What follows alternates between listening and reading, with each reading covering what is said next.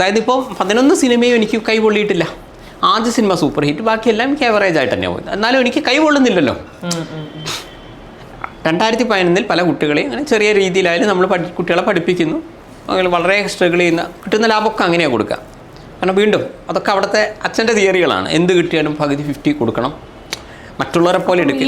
ഈ ജോലി ഉണ്ടായിരുന്നല്ലോ ആ സമയത്ത്, അതൊരു റെഗുലർ ഇൻകം ആയിരുന്നു അല്ലേ? അപ്പം ഇവിടെ എന്ന് പറയുമ്പം എല്ലാ വർഷവും ഓരോ സിനിമകൾ വരുന്നു. പിന്നെ ഇടയ്ക്കിടയ്ക്ക് ഇൻ്റർവ്യൂസ് വരും. പിന്നെ